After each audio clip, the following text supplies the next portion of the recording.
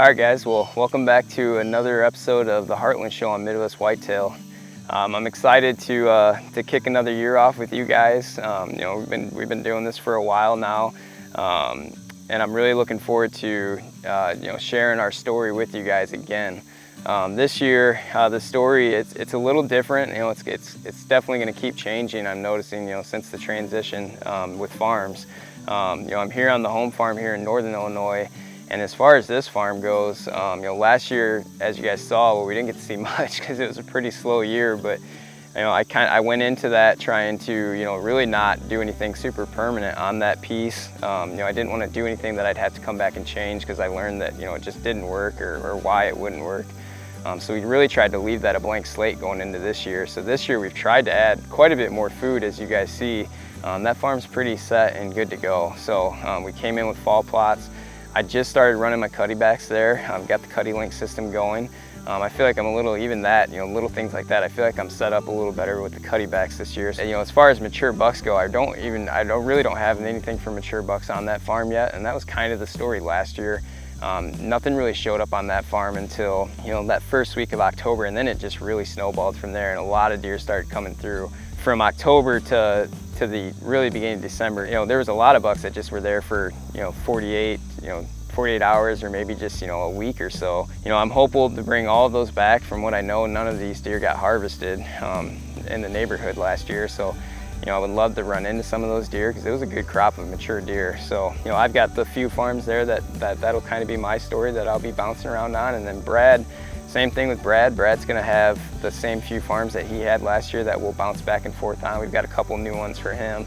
But probably the biggest project that we'll show you guys now on Brad's farm is, we got permission from the farmer on that one to put in a couple food plots. So we're gonna have a late season plot. We've got a half acre of corn, and then we were able to take an inside corner on probably like the best funnel on that farm, as you guys will see, and we were able to put in a little kill plot, fall plot right there. So, we used some Egyptian wheat, some plot screen to our advantage, and we screened in that inside corner. To keep the deer in bow range, one, and also to keep them comfortable because it's just surrounded, as you guys see, by just tons of ag. We're really looking forward to it. So, hope you guys enjoyed this footage of, a small portion of what we've been doing all summer. There's been a lot of work that's gone into it, and we've got a lot of work left to do. As you guys know, we've both got families, and that keeps us busy like a lot of you guys. So now we're gonna go ahead and kick this week's episode over to Matt Dykstra out in Iowa. And Matt's gonna give us a little update on how things are going for him. And then after Matt, we'll check in with Brandon Whitten, and then we'll catch up with you guys after that.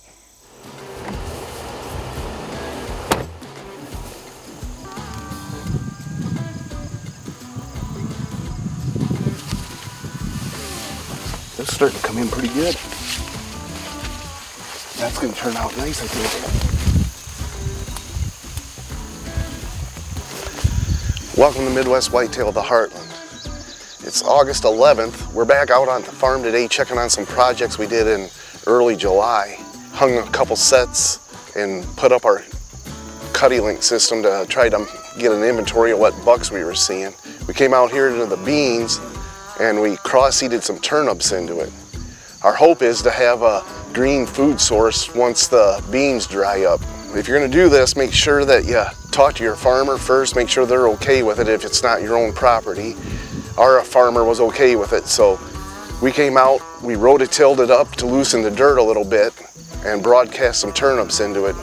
Gives us good hope. We got a stand probably 40, 50 yards behind me. We specifically did this area trying to put a green food source next to our stand. The stand's the same one that Matt shot lookalike out of last year. We've had a lot of luck out of this stand, one of our favorite stands on the farm. Well, we got a couple more projects we want to get done on the farm today. We got one more set that we want to hang, and then we want to pull the memory cards out of the cameras, and then we're going to have Matt give you an update on what we've been seeing on the cameras.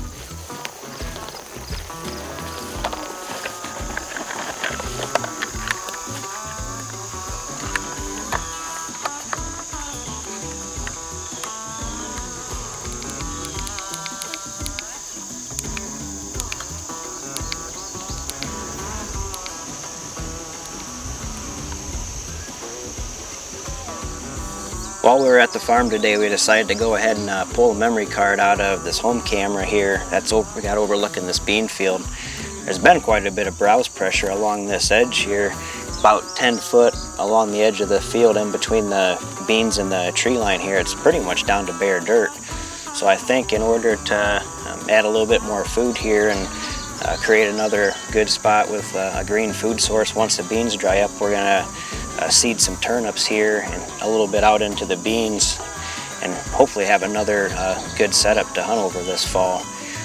You can see a lot of the overhanging branches along the edge of the field that the deer have been already hitting those, and one of them even's got, looks like they've already been making a scrape under it. So the bucks have definitely been showing up here, and we've got a few decent ones that are showing up on camera already. Typically Lazy Boy don't show up until sometime in September, but we do actually have a couple pictures of them here in early to mid-July, which is pretty cool to see. There hasn't been any pictures of them since, it don't look like, but one thing that we've noticed this year and last year is he seems to be pretty camera shy. We'll get a picture of him and then he won't show back up on that camera for quite a long time, or sometimes even ever. So I think what we're gonna go ahead and do with some of these other cameras that we got on this farm is get them a little bit higher in the air so they're a little bit more out of sight. Cuddyback makes a really nice mounting bracket that you can actually tilt different angles, and that should really help us still get really high quality pictures, and hopefully he'll take to it a little bit better and we'll be able to keep better tabs on him going forward.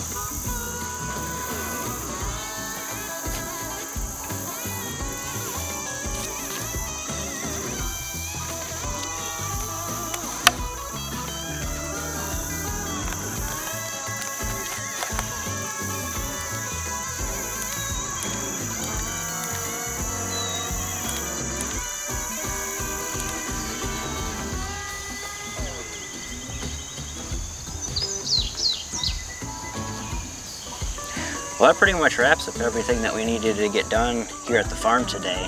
Hopefully next time that you see us, we'll have a pretty lengthy hit list to share with you. Deer season's fast approaching. It's less than 2 months away now, so we're definitely getting excited and ready to get this season started. Thanks for watching Midwest Whitetail, the Heartland Show. Well, good afternoon. It is September 7th and I'm kind of finishing up here in the urban zone.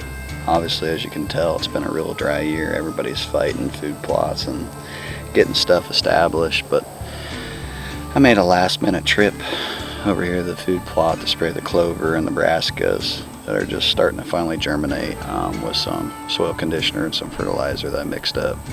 We got a chance of rain here this weekend, so hoping this is the last chance of getting it to sprout up or giving it that extra nutrients it needs to try to get it to come up. But don't really have a hit list here yet, but I do got a buck in particular I would like to see on the hoof. He looks like he's a 3-year-old 10. Wouldn't mind seeing him on the hoof to kind of judge him. I'll probably come in here opening weekend or that first week and try to knock out some does. There is one buck that I got a series of pictures with here. Was it mid-August or 1st of August? He's kind of got like a goofy side to him. He's got a real long brow that goes up and some stuff that comes off his base, and he's got like a 5-point sight on the right. I'm real curious about this next card pull to see what we got on the trail cams here in the urban zone, but as of right now, them are the only two that I've got in the urban zone, and I'm not sure if either one of them I'm gonna shoot, so we'll see. Right now, it's kind of what I got going on in the urban zone for me.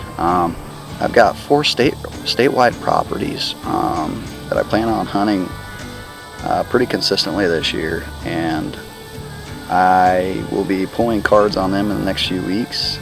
That's kind of what I got going on, and kind of what I did to maintain the urban zone is just I kept this clover plot going all summer long, and obviously we went through a dry spell, so I didn't really have to mow it, but the deer's got to browse down pretty bad right now, but it's actually starting to make a comeback. It's starting to get some good regrowth in it. The other food plot, I ripped the center out of it, and I tilled in like a heavy radish brassica turnip mix, but just haven't had the rain to get that to come up. I'm glad that I just tore up the center of that plot because I still got like a perimeter of clover on that plot growing. Anyways, that's kind of what I got going on in the urban zone here, and statewide, I'm sure that'll kind of unfold as the season comes along at you, so I'll bring that to you when I get some footage. Thanks for watching Midwest Whitetail, the Heartland, and we'll see you guys probably opening weekend or opening week. Can't wait. All right, well, as you guys can see, a lot of the guys here on the staff here on the Heartland Show are up to a lot of stuff, finishing up work here, getting ready for the season. And just kind of give you guys something to look forward to on next week's episode of the Heartland Show. The Iowa youth season kicks off this weekend. So, you know, we know we've got quite a few kids that are going to be getting out with that, with family members, so we're looking forward to that.